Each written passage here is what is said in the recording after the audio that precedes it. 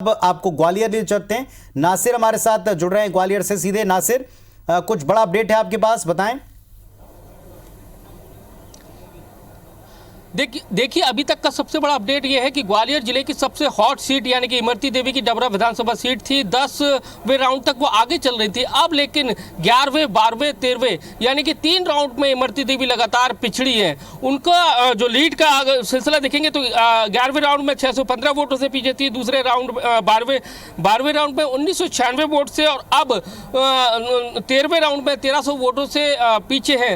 तो दूसरी खबर यह है कि ग्वालियर जो पूर्व विधानसभा यानी कि मुन्ना लाल गोयल अब 1550 वोटों से पीछे। कांग्रेस के लिए ये अच्छी खबर है, यानी कि ग्वालियर जिले की जो अभी तक सीटें थी उस पे बीजेपी लगातार बढ़त बनाई हुई थी, लेकिन अब 2 विधानसभा सीटें ऐसी हैं जहां पर अब कांग्रेस बढ़त बनाई हुई है।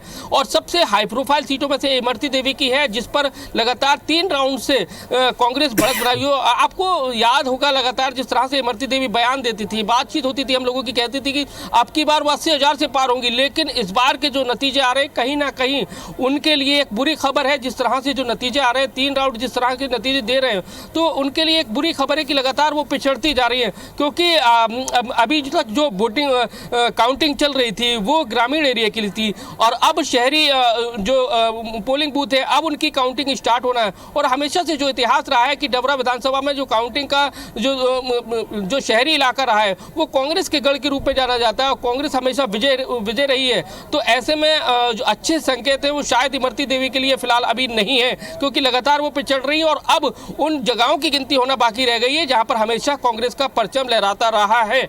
तो ये अभी कांग्रेस के लिए बहुत सुखद खबर है कि ग्वालियर जिले की डबरा विधानसभा सीट पर उसको बढ़त मिली है। दूसरी ग्वालियर पूर्व विधानसभा से जो सतीश सिकरवार है कांग्रेस के प्रत्याशी, लगभग 1550 वोटों से वो आगे चल रहे हैं। तो ये कांग्रेस के लिए अभी सबसे बड़ी खबर यही है। तो बड़ा अपडेट आपको देने, ग्वालियरपुर से मुन्नालाल गोयल बीजेपी के पिछड़ रहे हैं, डबरा से इमरती देवी लगातार पिछड़ रही हैं, और ये दोनों झटके भारतीय जनता पार्टी के लिए फिलहाल इन राउंड्स में दिखाई पड़ रहे हैं। कुल राउंड्स की कितनी संख्या हो गई और कितने बचे हैं, ये भी अपडेट दें दोनों जगहों पर। देखिए सबसे ज़्यादा जो राउंड है 24 राउंड डबरा विधानसभा में होना है, और सबसे ज़्यादा जो राउंड है वो यानी कि 34 राउंड वो ग्वालियर पूर्व विधानसभा में है।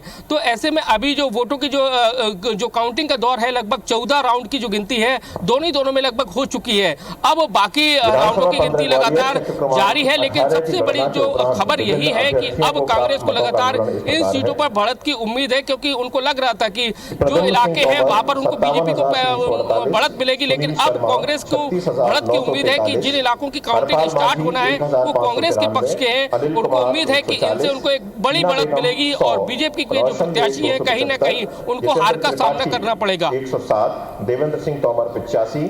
चलिए, तो हमारे सहयोगी बता रहे हैं कि किस तरीके से डबरा से और ग्वालियरपुर से भारतीय जनता पार्टी इनके प्रत्याशी पिछड़ रहे हैं, और कांग्रेस के लिए इन दोनों जगहों से अच्छी खबर है। डबरा से बीजेपी की इमरती देवी अब लगातार पीछे हो रही हैं, और खास बात यह कि जिन इलाकों में, शहरी इलाकों में अच्छा दबदबा कांग्रेस पार्टी का है, अब वहां की काउंटिंग शुरू हो रही है। यानी माना जा सकता है कि कांग्रेस की लीड यहां से बढ़ सकती है या बीजेपी यहां पिछड़ सकती है। और नासिर हमारे साथ में लगातार जुड़े हुए हैं। नासिर, अपडेट आप दे रहे थे, हमको बता रहे थे डबरा का अपडेट, ग्वालियरपुर का। बाकी अगर ओवरऑल पूरी पिक्चर को देखें, यहाँ ग्वालियर चंबल संभाग की, चंबल ने ऐसा लगता है कि जवाब दिया उस सेंटिमेंट का जो लगातार इसमें उठाया जाता रहा जिस वजह से चुनाव हुए। लेकिन जो ग्वालियर है इसमें अच्छा हम ये कह सकते हैं कि भारतीय जनता पार्टी ने मेकअप किया। अभी इसे नतीजों की तरफ मानना चाहिए या ये रुझानों तक ही सीमित है? क्योंकि देखिए अभी इनको नतीजे नहीं कहा जा सकता, क्योंकि अभी कई राउंड की जो काउंटिंग है वो होना बाकी है। लेकिन जिस तरह से अभी जो काउंटिंग रह गई है, जिन क्षेत्रों की काउंटिंग रह गई है, जिस तरह से कांग्रेस का दावा है कि वो क्षेत्र ऐसे हैं जहां पर उनका कांग्रेस का गढ़ है, गढ़ के रूप में जाने जाते हैं, लगातार हमेशा से कांग्रेस जीतती रही है, जिस तरह के दावे उनके द्वारा किए जा रहे हैं, तो उनको काफ़ी उम्मीद है। लेकिन अभी जो काउंटिंग का दौर है, क्योंकि अभी 14वां राउंड की काउंटिंग चल रही है, तो अगर डबरा की बात करें तो 10 राउंड की काउंटिंग वहाँ पर होना बाकी है। है। ग्वालियर पूर्व विधानसभा की बात करें तो यहाँ पर 34 राउंड है, यानी कि 20 राउंड अभी भी होना बाकी है। तो कहीं ना कहीं अभी बहुत जल्दबाजी होगा कि किसी एक पक्ष को कहा जा सके या किसी एक पार्टी के नेता पार्टी को कहा जा सके कि ये बढ़त बनाई हुई है। लेकिन जिस तरह के जो कांग्रेस के दावे हैं कहीं ना कहीं उसके लिए सुखद है कि उनको लगता है कि जो जहाँ की काउंटिंग होना बाकी रह गई है वहाँ पर उनका गढ़ है। लेकिन ओवरऑल अगर ग्वालियर चंबल संभाग की बात करें तो जिस तरह की जो बातें पहले से ही हम कहते रहे थे कि सुबह वाली विधानसभा सीट है वहाँ से कांग्रेस के प्रत्याशी एक बड़ी बढ़त बनाए हुए हैं। दूसरी बात करें तो मुरैना से बीएसपी के रामप्रकाश रौजौरिया है वो बढ़त बनाए हुए हैं। दिमनी से रविंद्र सिंह भड़ौसा है वो बढ़त बनाए हुए हैं कांग्रेस से। तो गौद विधानसभा सीट की बात करें तो यहाँ से मेवाराम जाटव है वो बढ़त बनाए हुए हैं। करेरा विधानसभा की बात करें तो यहाँ से प्रागीलाल जाटव है वो बढ़त बनाए हुए। तो ये कई ऐसे बड़े नाम हैं जो जीत की ओर लगातार अग्रसर हो रहे हैं। तो कुल मिलाकर देखा जाए तो कांग्रेस के लिए कुछ चंबल अंचल से अच्छी खबरें हैं, लेकिन ऐसा कुछ कह सकता है कि कुछ सीटों पर शायद कहीं ना कहीं कांग्रेस कश्मों-कश में फंस गई होगी या उसका कहीं ना कहीं जो संगठनात्मक दृष्टि से कहीं ना कहीं लूज फोल रहा होगा जिसके कारण लगातार वो पिछड़ रही है।